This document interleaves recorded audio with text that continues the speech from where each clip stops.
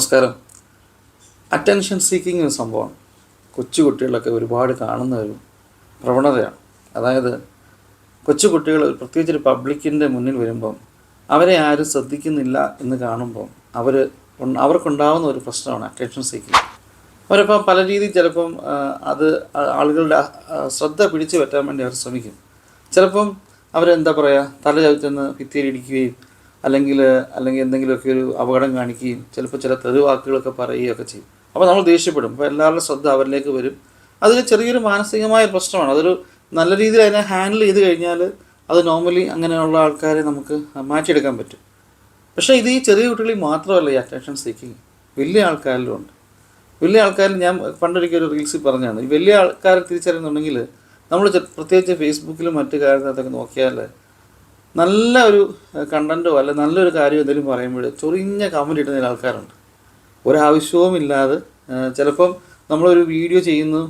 ഈ കഴിഞ്ഞ ഇടയ്ക്ക് എന്നെ ഒരാൾ വിളിച്ചിട്ട് ഭയങ്കരമായിട്ട് ദേഷ്യപ്പെട്ടു എൻ്റെ അടുത്ത്. ഒരു വീഡിയോ പറ്റിയാണ്, നിങ്ങൾ എന്ത് സ്റ്റേറ്റ്മെൻറ്റാണ് പറഞ്ഞത് അങ്ങനെ. ഞാൻ പറഞ്ഞു, ശരി നിങ്ങൾ ആ വീഡിയോ കണ്ടോ?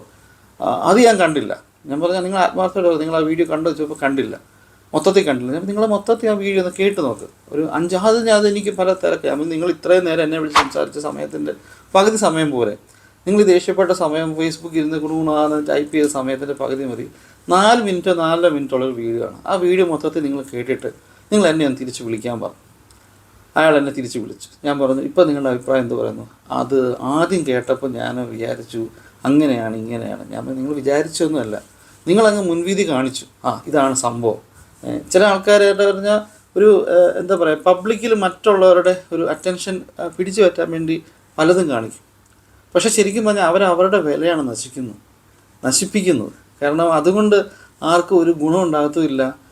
അവരുടേതായിട്ട് തന്നെ കൊച്ചാക്കപ്പെടും. ഒരു പക്ഷേ ആ സമയത്ത് നമ്മളെ സപ്പോർട്ട് ചെയ്യാനും നമ്മളെ കൈ അടിച്ച് ചിരിപ്പിക്കാനൊക്കെ കൂടെ ആൾക്കാർ കാണും. പക്ഷേ നമ്മളിൽ നിന്ന് മാറിക്കഴിയുമ്പം നമ്മുടെ കുറ്റമേ അവർ പറയത്തുള്ളൂ. അറ്റൻഷൻ സീക്കിംഗ് ഉള്ള ആൾക്കാർ നമ്മളിന്ന് ആലോചിച്ച് നോക്കിയേ, നിങ്ങൾക്കറിയാമോ അങ്ങനെ ആൾക്കാർ? Thank you.